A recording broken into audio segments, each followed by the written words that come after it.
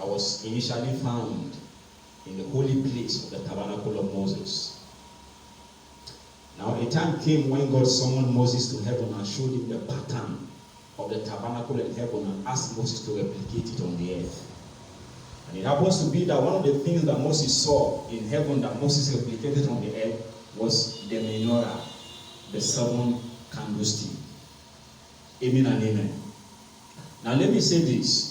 I hope you know the tabernacle of Moses had 3 compartments.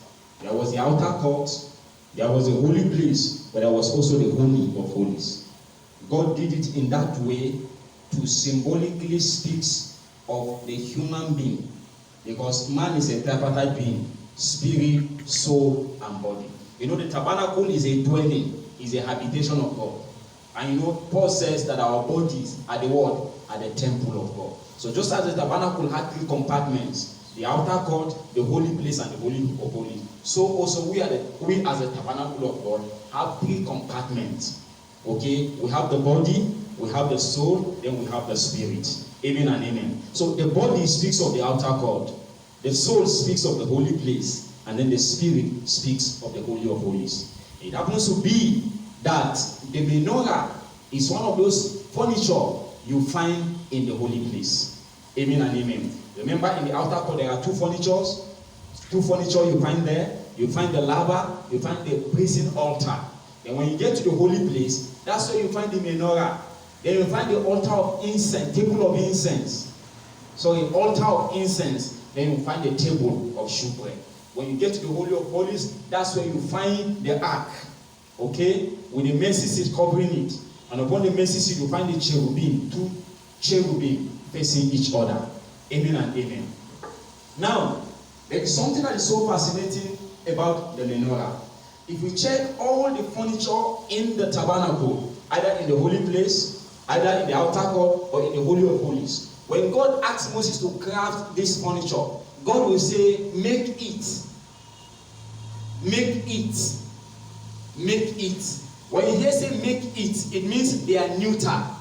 Okay? They have no gender. God was not specific whether it is she or he. But when it came to menorah, God said, God addressed it not as it, but as his. Meaning that the menorah was addressed as a living being, not just as an inanimate object. Amen and amen. When I read that in the book of Exodus 25, verse 31, it captured my attention. I began to see that actually there should be something very specific and very prophetic about the menorah. So the menorah is not an it. The menorah is a hit. Amen and amen. It is living. It is living. Now let me say this before I continue. In fact, in the Jewish tradition, look up, in the Jewish tradition, you see, there's this high-ranking angels called seraphim. You know, theologians tell us that there are 9 classes of angels. But the 2 high-ranking classes are the seraphim and the cherubim. Okay? The seraphim and the cherubim. Now, like I will always spend, seraphim are angels of God's glory. Okay? The assignment of seraphim is to guard the glory of God. The word seraph means burning ones. The word seraph means fiery serpent. But you see, cherubim, they are the guardians of the throne of God. Cherubim are the angels of God's glory. Let me put it this way. Whereas seraphim are the angels of God's holiness. Now let me paint this picture. If the president of this nation is going to come to this place, you know, a chair will be brought here, okay, and will be kept before his arrival. Now before his arrival, you're going to have some guards that will station themselves behind the throne, watching over the throne. Now these guards, their assignment is not to the president. Their assignment is to the chair, to the seat he's going to sit. Okay? As soon as the president walks into this place and takes his seat, these people will step back, and some 2 other people will come and stand behind him. Now these 2 people that were first of all guiding, the chair, guiding the seat of the president, they are the prophetic typology of the ministry of the cherubim. And these ones that now stand behind him when he is seated and are guarding not the throne but the person of the president. You know, this is the prophetic typology of the ministry of the seraphim. So the assignment of the cherubim is to the throne. The assignment of the seraphim is to the person of God.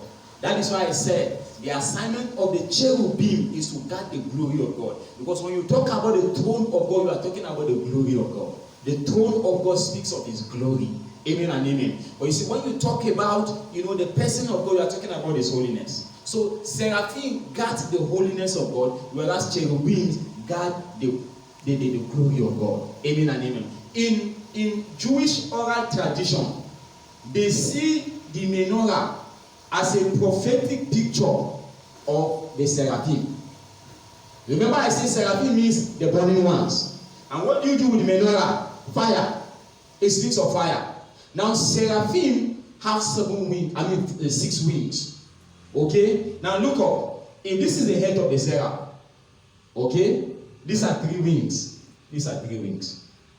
So, to a Jewish man, the menorah is a prophetic picture of an angelic seraph. Amen and amen. It's a prophetic picture of an angelic seraph. It's a prophetic picture of the burning ones. It's a prophetic picture of the fiery serpent. And that is why you realize, notice, let me take you back.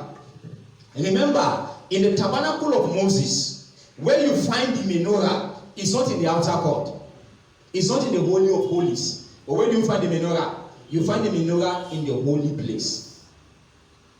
Remember my analogy. If this is Eden, okay, and this is the earth. Remember, from onset, as we've seen in the book of Genesis, the heaven and the earth were imposed as one. And the portal that was connecting the heaven and the earth was that garden where God kept Adam. So if this is Eden, and this is the earth, and this is where man was kept, the garden where man was kept, okay? If you take here as the Holy of Holies, this place will now be what? This one will now be holy place. And this one will be what? Outer court. Are you following me? Are you following me? So, by this, if we take Eden itself to be the Holy of Holies, we take the garden where God kept Adam to be the holy place, and we take the earth to be the outer court. It means this. Now, let me even say this as I continue. If you look at the menorah, it looks like a tree. Okay? Menorah is a prophetic picture of the tree of life that was found in the Garden of Eden. And you can see that the Garden of Eden, from this description, is in where? In the holy place. And that is why when Moses crafted the tabernacle, the menorah was kept where? In the holy place. Menorah is a picture of the tree, in the tree of life. Where? In the garden. Yes. Menorah speaks of eternal life. That is why when God asked Moses to craft the menorah, like I said from the onset, for the other furniture, God will address it as it. When it came to menorah, he didn't address menorah as it. He addressed menorah as what? As his. Meaning that it's life. Menorah speaks of eternal life. It speaks of the tree of life that was found where? In the garden in Eden. Are you still following me? I'm talking about the mystery of the menorah. So you see, in the tabernacle of Moses, in the outer court, you receive the light from the sun. It's an open place. But when you step to the holy place, there was no window. So the only light in the holy place comes from the menorah. Meaning that for you to do any activity on the altar of incense, for you to do any activity on the altar, on the table of shewbread, you need the menorah. Without the menorah in the holy place, every activity is grounded. There is no activity whatsoever in the holy place without the menorah. It is the menorah that used to give light in the holy place. Amen and amen. The light from there comes on the menorah. And listen to me, when you look at the furniture in the tabernacle, looking at it in prophetic typology, correlating it with the fivefold ministry. You remember Paul was speaking about the fivefold ministry. He talked about the apostle, the prophet, okay, the evangelist, the pastor, and the teacher. Good. Now in the outer court, what do you find? You find the laver and what? And the brazen altar. Now when you see the laver, what do you find inside the laver? You find water. And it happens to be that basin is coated with mirror, so that when you look at the water, you'll be seeing your reflection. So the laver is a prophetic picture of the ministry of the teacher, because the mirror speaks of the word, the water speaks of the word. That is a prophetic typology of the ministry of the teacher. But when you come to the altar of burnt offering, where animals used to be sacrificed, that is a prophetic picture of the ministry of the evangelist. Okay, because that brazen altar speaks of the cross. That is where you are crucified. That is where the flesh dies. That is where you part way with the old civilization, with the old creation, and step into the new creation. So everything about the altar of burnt offering speaks of the ministry of the evangelist. So you can see that the ministry of the teacher and the ministry of the evangelist have to do with the outer court. But when you step into the holy place, like I said, the first thing you're going to see is the menorah. The menorah speaks of the ministry of the prophet. Because what the menorah does in the holy place is to bring illumination. Is to bring insight and foresight. That's the prophetic ministry. Okay? The altar of incense speaks of the ministry of the pastor. It has to do with prayers. It has to do with worship unto God. Then when you talk about the table of shewbread, it has to do with the ministry of the apostle. Because on that table, what you find are 12 loaves of bread arranged in 2 rows of 6 each. How many apostles of the Lamb do we have? 12. Peter said, no, we will not entangle ourselves. We will give ourselves to prayer and to what? To the ministry of the word. So the table of shewbread is a ministry of the apostle. The altar of incense is a ministry of the pastor. The menorah is the ministry of the prophet. So you see, there is no pastoral ministry without a prophetic ministry. There is no apostolic ministry without a prophetic ministry. Because if there is no menorah in the holy place, you cannot fellowship in the table of shewbread. If there is no menorah in the holy place, you cannot fellowship in the altar of incense. Yes, sir. You see the place of the prophetic. Amen and amen. This is the place of the prophet. The prophetic brings illumination. The prophetic brings insight. It brings insight to the altar, of incense. Remember I said the altar of incense has to do with worship and prayers. The prophetic defines our prayer moves. Amen and amen. A normal pastor will just say prayer is all about petition. Let's just come and talk to God and stuff like that. But when you see a pastor that is prophetic, his prayer is not petition, his prayer is prophetic decree and proclamations. When you say an apostle, that is not prophetic. All he will do is just to teach the word. In fact, he will not differ from a teacher. Yes, but when you say an apostolic prophet, he's not just preaching. This bread in that place, it is called the bread of his presence. Amen and amen. An apostle does not just offer bread, he offers the bread of his presence. Meaning that when you eat that bread, you are eating presence. There is a bread that imparts presence. There is a bread that imparts presence. That bread, they will keep the bread on the table, and they will smell the bread with frankincense.